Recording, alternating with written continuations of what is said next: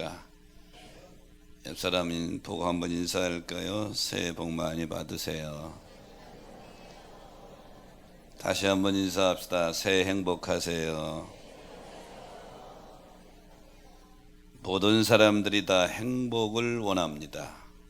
행복을 추구하고 있고요. 난 인생을 불행하게 살 거야, 이런 사람은 아무도 없을 거예요. 하지만 모든 사람이 다 행복한 것은 아니죠.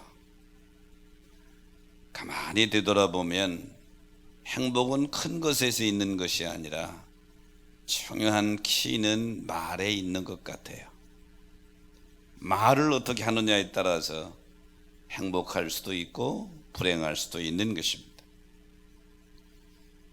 2016년 4월 리더십 교육업체인 바이탈 스마트라고 하는 업체에서 설문조사를 했습니다. 직장인 800명을 대상으로 설문조사를 했는데 직장 생활을 망치는 말 실수가 어떤 것이 있나? 직장 생활을 망치는 말의 실수 5가지가 나왔는데, 첫째, 타이밍을 놓친 말입니다. 가장 직장 생활을 망치는 말 실수에는 첫 번째가 타이밍을 놓친 말, 즉 가만히 있어야 할 순간에 괜히 끼어들어 가지고 관계가 엉망이 된단 말이에요. 그래서 직장 생활을 망치는 말 실수 중에 첫 번째 꼽힌 것이 타이밍을 놓친 말이다. 두 번째는 타인에 대한 험담입니다. 사람이 심리가 참 묘하지요. 다른 사람의 험담은 괜히 재미있다 이 말이죠.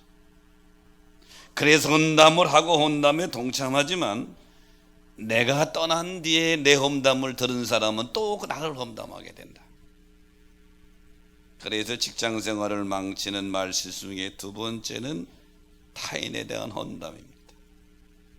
세 번째는 민감한 주제들입니다. 타협의 점을 찾을 수 없는 주제들이 많지요. 아마 설 명절에 자녀들을 만나고 혹은 부모님을 만나고 이런 것 때문에 많이 다퉜을 거예요. 정치적인 주제. 되게 연세가 많으신 부모님들은 대부분 보수적인 성향이 있고 젊은이들은 진보적인 성향이 있습니다. 우리 아들도 엄청 착한데요, 엄마라면 깜빡하는데요, 가끔 정치적인 주제 가지고 둘이 얘기하는 거 보면 타협점이 없습니다. 서로가 주장이 옳다고 그러죠. 또 종교적인 것들, 여러분 이단과 대화하고 하는데 타협점을 찾을 수 있겠어요? 이러한 주제들은 공연히 감정적이고 소모적인 논쟁이 될 수밖에 없습니다. 직장 생활을 망치는 말 실수 중에 세 번째는 민감한 주제들 때문에 직장 생활을 말 때문에 망친다. 네 번째는 폭력적인 언어입니다. 아무리 맞는 말이라도 옳은 말이라고 하더라도 거친 언어를 사용하게 될 때에는 관계가 깨진다.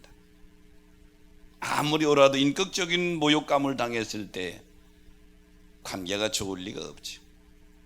마지막은 잘못 보낸 메시지입니다. 요즘 말보다는 메시지 보내는 일이 많죠. 카톡이라든지 또 이메일이라든지 문자. 근데 여러분 꼭 기억하십시오. 보내기 버튼을 누르기 전에 한 번 더 생각하시란 말이죠. 내가 기분이 상해서 쓰긴 썼는데 거기까지 버튼은 누르지 말란 말이에요. 이런 것 때문에 직장 생활을 망치게 된다. 말은 우리의 삶을 윤택하게도 하지만 반대로 위태하게도 합니다. 말은 양날의 검과 같아서 유익을 주기도 하지만 우리의 치명적인 상처를 주기도 하죠. 혀를 잘 관리하는 사람이 성숙한 믿음의 사람이고 인격자가 되는 것이죠. 오늘 본문 2절에도 우리가 다 실수가 많으니, 하지만 만일 말에 실수가 없는 자라면 그 사람이 온전한 사람이다.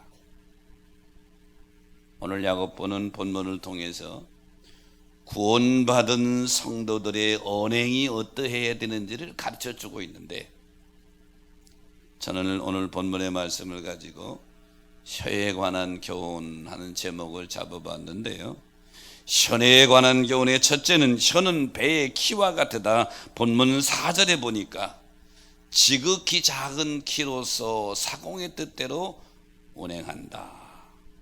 야고보는 혀의 영향력에 대해서 오늘 본문에 세 가지 비유를 들었어요. 말의 재갈, 배의 키, 불. 그 중에 배의 키는 배의 방향을 결정하는 것입니다. 오른쪽으로 갈까 왼쪽으로 갈까? 키는 배의 여러 기관 중에 지극히 작은 것이지만 그 엄청난 크기의 배의 방향을 결정하는 거예요. 우리의 혀도 배의 키와 같아서 우리의 삶의 방향을 결정하는 것입니다. 내가 지금 불행합니까? 내 혀의 방향이 그렇게 들어온 거예요. 내가 지금 행복합니까? 내 혀의 방향이 지금 그렇게 들어왔던 거예요. 앞으로 여러분 행복하기를 원하십니까?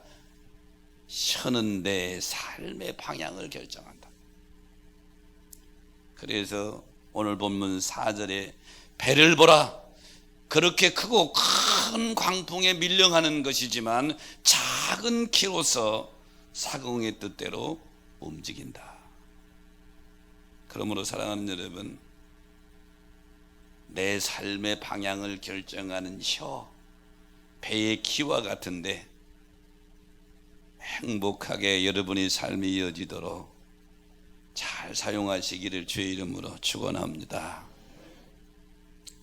출애굽한 이스라엘 백성들이 가데스 바네아에 이르게 되죠. 하나님이 한 지파에 한 명 설정해서 12명을 가나안 땅을 정탐하도록 모세를 통해서 보냅니다. 12명의 정탐꾼이 40일 동안 가나안 땅을 정탐했어요. 그리고 와서 백성들에게, 모세에게 보고하는 것입니다. 12명 중에 10명이 민수기 13장 32절 이하에 보니까 악평했다고 그랬어요. 좋은 땅이긴 하지만 그 땅은 아주 강한 성이 있고 네피림의 후손인 아낙 자손이 있어서 우리가 도저히 그들을 이길 수 없습니다. 우리 스스로 보기에도 우리는 메뚜기 떼 같습니다. 메뚜기 떼가 어떻게 사람을 이겨요? 백성들이 통곡하고 옵니다. 이때에 믿음의 사람 여호수아와 갈렙이 민수기 14장 6절로 9절에 보니까 갈렙이 보고합니다. 그 땅은 좋은 땅입니다. 아름다운 땅입니다. 젖과 꿀이 끓이는 땅입니다. 그들의 신은 그들에게서 떠났고 하나님이 우리와 함께 하시니 두려워하지 맙시다. 그들은 우리의 밥입니다. 우리의 먹입니다. 그런데 중요한 것은 백성들이 여호수아의 갈렙의 말을 듣지 않은 것입니다. 민수기 14장 27절 28절에 보니까 이 말을 하나님이 들으셨어요. 나를 원망하는 이 악한 이 중에게 내가 어떻게 하랴, 어떻게 참으랴. 그 원망하는 말을 내가 들었노라. 28절에 보니까 내 귀에 들린 대로 내가 시행하리라. 그리고 여러분 34절 35절에 보니까 하나님이 이렇게 말씀하십니다. 너희는 그 땅을 정탐한 날의 수인 40일을 하루를 1년으로 계산해서 그 40년간 너희 죄악을 담당하리니 내가 반드시 같이 행하리니 그들이 이 광야에서 소멸되기 위해서 되어 거기서 죽으리라. 죽는다고 그랬거든요. 그래 너희 말대로 죽어라. 여기서요, 애굽에서 가나안 땅까지 걸어가도 그렇게 오래 걸린 거 아니에요. 열흘이면 걸어갈 수 있어요.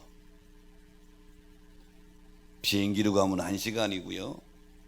자동차로 가도요 10시간 이내로 가요. 근데 하나님은 그 정도 거리에 떨어져 있는 것을 40년이 걸리겠다, 이 말 때문에 그래요. 이 학평하는 말에 동참했던 그 당시에 20살 이당 사람이 다 죽을 때까지, 그리고 출애굽 2세대와 여호수아 갈렙만이 약속의 땅에 들어가죠. 말은 우리와 행복과 불행의 삶의 방향을 결정하는 것이죠. 작년 10월에 육사단 사격장에서 사고가 났어요. 작업하고 돌아가던 병사 중에 이모 상병이 사격장에서 쏜 실탄에 머리 맞아 죽은 거예요. 난리가 났었죠. 근데 그 사격장 주변에는 14m의 방호벽이 설치되어 있어요. 이 방호벽이 보호해 줄 줄 알았는데 조사단이 조사를 해보니까 사격하는 사격병이 각도를 1.5구두만 틀어도 방호벽은 무의미한 거에 넘어가는 거예요. 사격하는 사수가 1.5구두 이상을 돌렸기 때문에 실탄이 작업하고 지나가는 병사의 머리를 맞춘 거예요. 총은 군인에게 꼭 필요한 무기예요. 총이 없는 군인은 의미가 없지요. 하지만 총을 다스릴 능력이 없다면 그 총은 유익을 주는 것이 아니라 불행을 주는 것이죠. 1.14m의 방호벽이 있었음에도 불구하고 1.5구도 각도를 벗어간 총알이 병사를 죽인 것입니다. 1.5구도 각도는 2도도 안 돼요. 작은, 조금 빗나간 것인데 무서운 결과를 가져온 거예요. 우리의 말, 병사의 총과 같아요. 약간 빗나간 말인데 그 말이 사람을 죽이는 놀라운 파괴력이 있다고 하는 거예요. 말은 누군가를 죽이기도 하고 누군가를 살리기도 하는 무서운 삶의 방향을 결정하게 되는 것입니다. 며칠 전에 우리 집에 손님이 온다고 그래서 제 아내가 떡국을 끓인대요. 근데 시간이 촉박해졌어요. 막 떡국거리를 준비를 하면서 이렇게 말해요. 계란이 필요한데 계란이 하나밖에 안 남은 거예요. 왜 떡국에 마지막 위에 올려놓는 게 계란 얇게 그래가지고 hen자들은 노른자들 썰어가지고 올려놓잖아요. 그걸 생각하는 것 같은데 그거 할 계란이 모자른 거예요. 계란이 없네, 계란이 있는데, 계란이 이러고 있는데 차마 나보고 사오라고는 못하고 계란이 없다고 저 그러는 거예요. 그래서 나도 눈치가 구다니니까 뭐 내가 사올게. 생애 처음 마트에 내려가서 계란을 이제 사러 갔는데 한 판을 사다 이러고 살 게 엄청 많아요. 마트에 가보니까. 그래서 제 생각으로는 떡국을 먹은 다음에 디저트도 필요하겠다. 그래서 우리 집에 사과도 있고 배는 있는데 거기 보니까 파인애플을 다듬어 가지고 잘 썰어서 팩에 넣는 게 있어요. 이걸 사가지고 하면 디저트에 좋겠다. 그래서 사가지고 왔어요. 그리고 여기 계란이 있어. 그리고 주면서 디저트도 사왔다.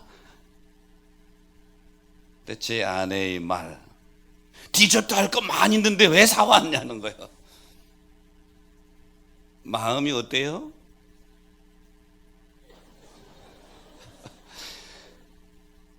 나는 손님 대접을 잘하고 또 준비하는 아내에게 좀 칭찬 들으려고 사온 건데 왜? 라고 하는 게 붙어버린 거예요. 그래서 내가 이렇게 말했죠. 여보, 이거 참 잘 사왔다고 말하면 안 될까?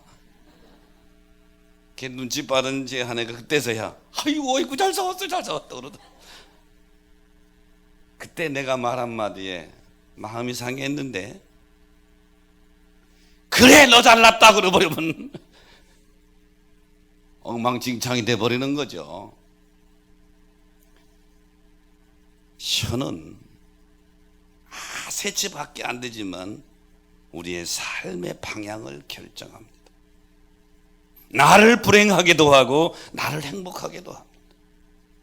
내 가정을 행복하게도 하고 내 가정을 불행하게도 합니다. 왜 부부들이 서로 안 맞는다고 말하죠? 말 때문에 그렇습니다. 그래서 오늘 야고보는 혀는 배의 키와 같다, 이 말은 삶의 방향을 결정한다. 여러분 행복하는 길을 원하시면 아멘 합시다. 그러면 이 혀를 행복의 방향으로 돌려라, 이 말이에요. 운전하는 운전수가 앞으로 전진해야 되는데 백기아를 넣고 아무리 악셀레를 밟아야 사고만 한다, 이 말이죠. 기아를 잘 넣어야지. 똑같은 것입니다. 혀가 여러분의 행복과 불행의 삶의 방향을 결정한다고 하는 것 기억하시기를 주의 이름으로 축원합니다. 혀에 대한 교훈의 두 번째는 한 입에서 찬송과 저주가 마땅치 않다. 오늘 10절에 보니까 한 입에서 찬송과 저주가 나오는도다. 오늘 10절 전에 9절을 먼저 보아야 되겠죠. 9절에 보니까 이것 우리가 주 아버지, 이것이 혀입니다. 혀로 주 아버지를 찬송하고 이것으로 하나님 형상대로 지음받은 사람을 저주하나니, 혀의 이중성에 대하여 야고보는 지적하고 있는 거예요. 혀는 선과 악을 동시에 만들어낼 수 있는 놀라운 이 혀입니다. 선한 것을 말해야 되는 성도의 혀가 악의 도구가 될 수 있다는 것이죠. 야고보가 말하는 혀의 효능성, 중요한 것은 선함입니다. 선함의 대표적인 것은 하나님을 찬양하는 것이죠. 그러니까 너희가 하나님을 찬양하는 그 입술을 가지고 또 형제를 저주하느냐, 이렇게 질문하는 거예요. 여러분 지금 찬양대 앉아서 하나님을 잘 찬양했어요. 내 설교 본문 내용과 딱 맞는 찬양을 해서 너무 감사해. 근데 그 찬양하는 입술이 일주일 내내 누군가를 저주하고 원망 불평했던 입술을 가지고 하나님을 찬양한다면 하나님이 그 찬양을 기쁘게 받으시겠느냐? 오늘 야고보는 한 샘에서 어떻게 쓴물과 단물이 동시에 나올 수 있겠느냐, 이렇게 질문합니다. 오늘 특별히 하나님을 찬양하는 찬양대원 여러분 입속에는 여기에서도 가정에서도 직장에서도 찬양이 샘물처럼 솟아나게 되시기를 축복합니다.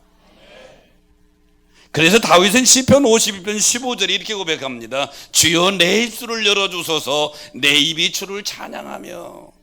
그럼 다윗이 항상 좋은 일만 있었느냐? 그렇지 않아요.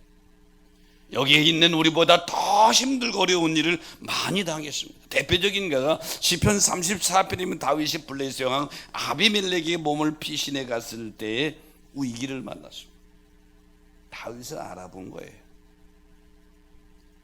절대절명의 죽음의 위기가 와서 미친 채 하다가 거기 살아났잖아요. 그때 고백한 것입니다.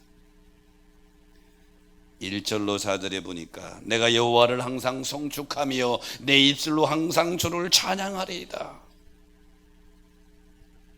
그래서 히브리서 13장 15절에 보면 항상 찬송의 제사를 드려라, 이는 입술의 열매니라. 여러분의 입에서 찬송의 제사가 넘치게 되시기를 축원합니다. 하나님이 왜 인간을 창조하셨죠? 창세기 1장 2장에 보면 창조의 사역을 기록해 놔. 특별히 2장에는 인간 창조하는 내용이 나옵니다.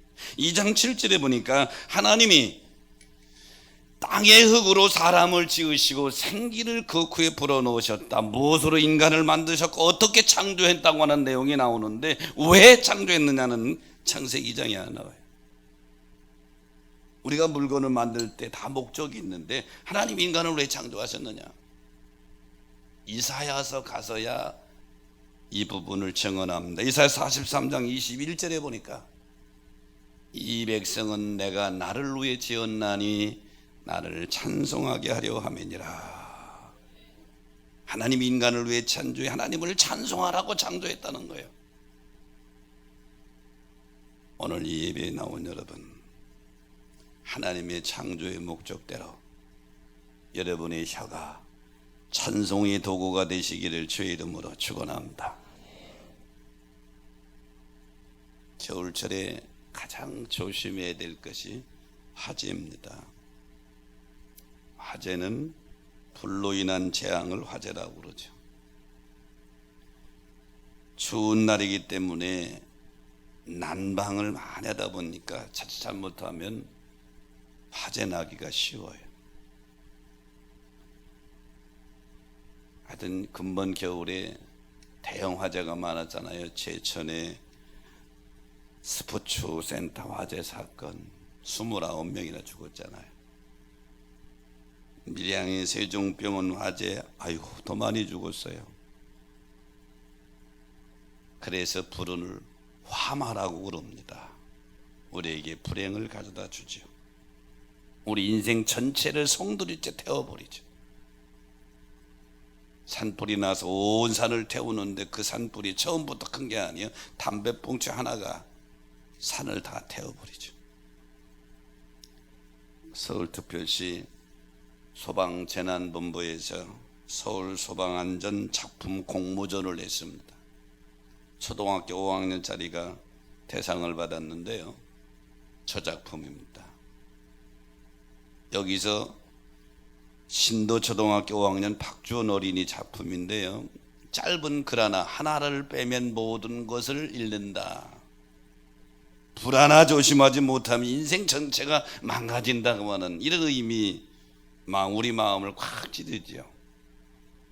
담배꽁초 하나가 산을 다 태우고 조그만 부자이가 건물을 다 태우고 많은 사람을 죽인다 이 말이에요. 말도 이와 같아요.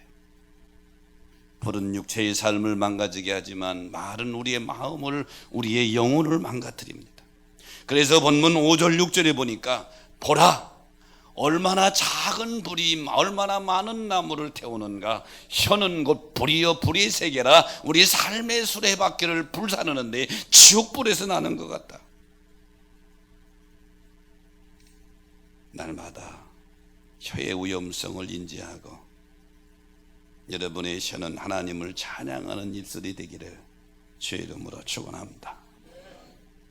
혀에 관한 교훈의 세 번째는 말에 실수가 없는 사람이 온전한 사람이다. 오늘 본문 2절에 보니까 우리가 다 실수가 많으니 만일 말에 실수가 없는 자면 온전한 사람이다. 야고보서는 혀에 대한 말을 하면서 결론을 먼저 얘기했죠. 혀를 잘 통제하라. 혀를 잘 통제하는 사람이 온전한 사람이다. 여기서 야고보가 말하는 온전은 완전을 의미하는 것은 아닙니다. 도덕적으로 영적으로 성숙한 믿음의 사람, 성숙한 사람을 의미하는 것이죠. 우리가 사람들을 볼 때에 저 사람 품이 있는 사람이야, 저분은 참 품이 있는 품위가 있어. 이때 품이라고 할 때 품자를 보십시오.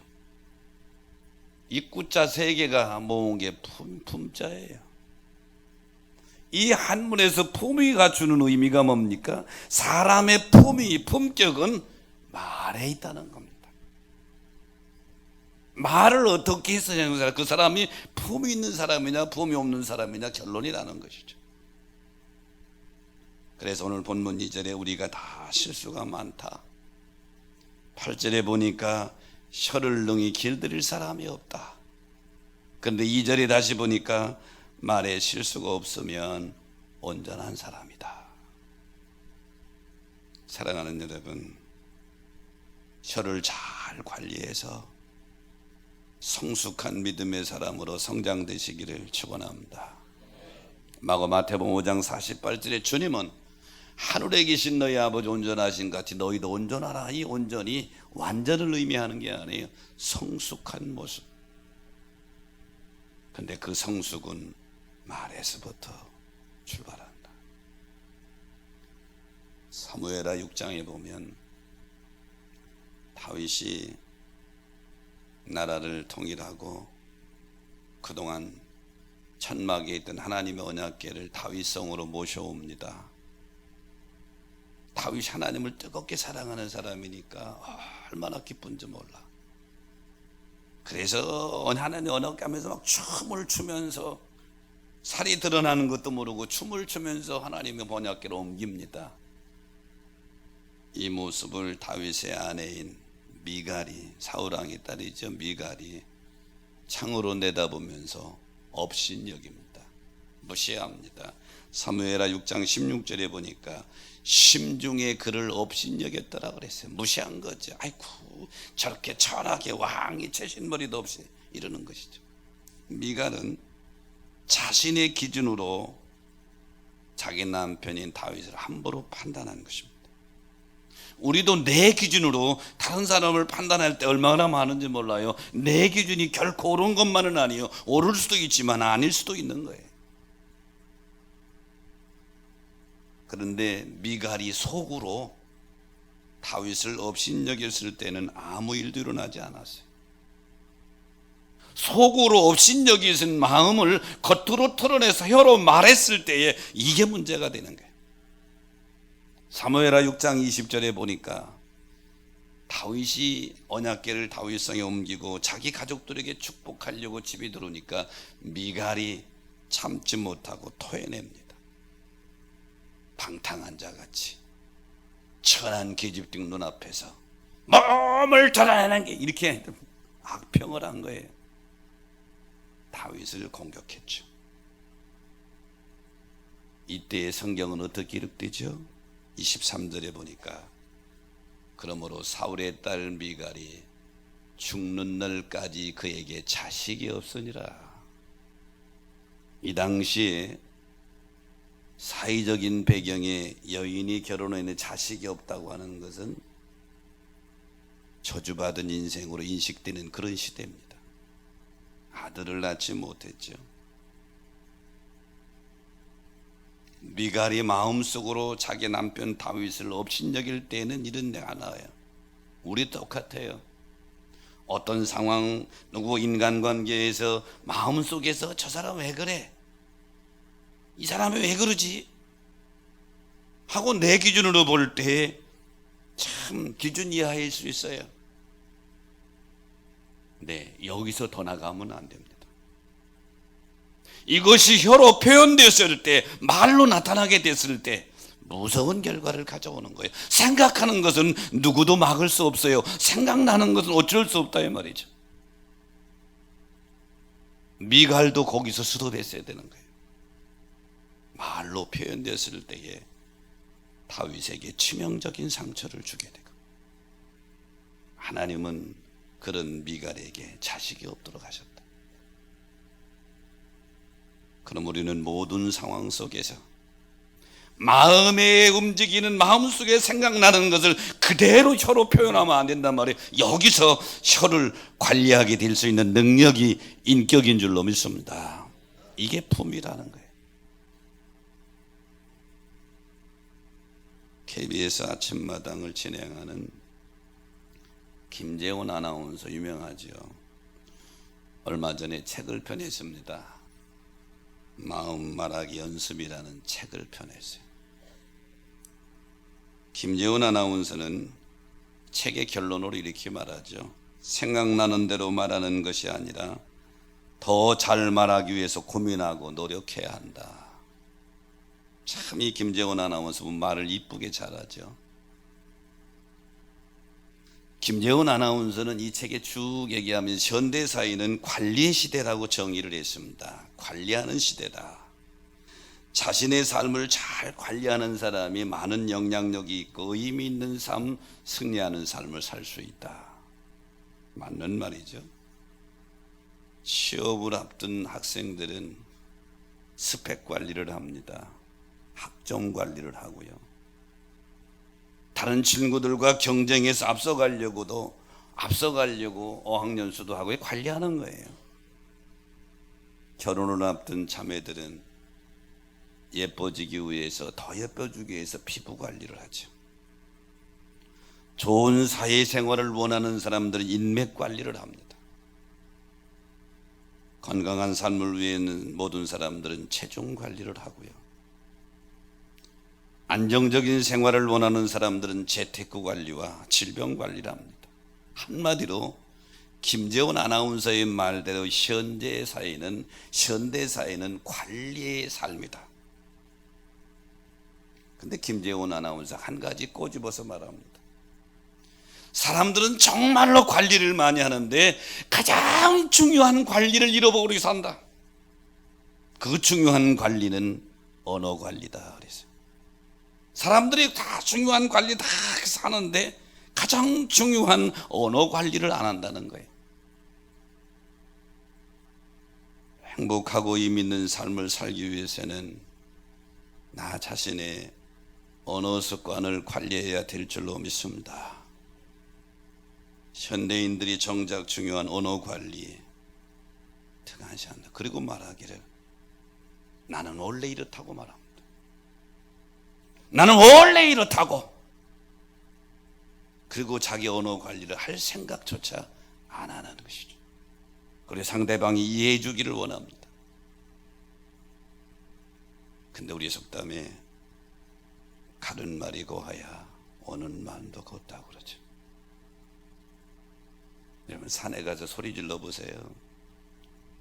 메아리가 쳐오는데 내가 말한 대로 메아리가 쳐옵니다. 그래서 베드로전서 3장 10절로 11절에 베드로 사도는 우리에게 중요한 명령을 합니다. 좋은 날 보기를 원하는 자는 혀를 금하여 악한 말을 그치고 그 입술로 거짓을 말하지 말라. 여러분 좋은 날 보기를 원하십니까? 행복한 날 보기를 원하십니까? 첫째가 혀를 금하라는 거예요. 관리하라는 것이죠. 다시 말씀드립니다. 마음에 생각나는 것은 어쩔 수 없어요. 마음속으로 누군가를 업신여기는 것도 하지 말아야 되는데 거기까지입니다. 그것을 혀로 표현하지 말라. 혀로 나오려고 할 때 잘 관리하시기를 축원합니다. 그래서 다윗이 뭐라고 그러세요? 하나님이여 내 입술에 파수꾼을 세우시사 내 입술의 말을 지켜주옵소서. 다윗도 자기가 안 되니까 하나님 내 입에 좀 보추병을 세워서 내 입에 나오는 말을 좀 지켜주소서. 다윗은 혀의 능력을 알고 있는 사람이죠. 우리 모두가 다 설 명절이 되면 새해 복 많이 받으라고 행복하라고 인사합니다. 덕담을 하죠. 저도 그런 덕담을 많이 들었고 또 했습니다. 국내에서뿐만 아니라 해외에서도 전화해가지고 새해 복 많이 받으시라. 모든 사람이 추구하는 복과 행복은 그렇게 한다고 되어지는 게 아니에요. 혀는 우리의 삶의 방향을 결정한다. 잊지 마시기를 축원합니다. 혀는 배의 키와 같아서 우리의 삶의 방향을 결정한다. 행복과 불행의 결방향이 혀에 있다는 거예요. 그 한 입에서 찬송과 저주가 나오는 것 마땅치 않다. 혀는 찬송의 도구가 되어야 되고, 성숙한 믿음의 사람은 말에 실수가 없는 사람이 성숙한 사람이다. 오늘 이 말씀이 여러분에게 내마의 말씀이 되어져 여러분이 진정한 행복이 마음과 생각과 여러분의 가정과 삶에 넘치게 되시기를 주의 이름으로 축원합니다. 말씀 생각하면서 우리 찬양하면서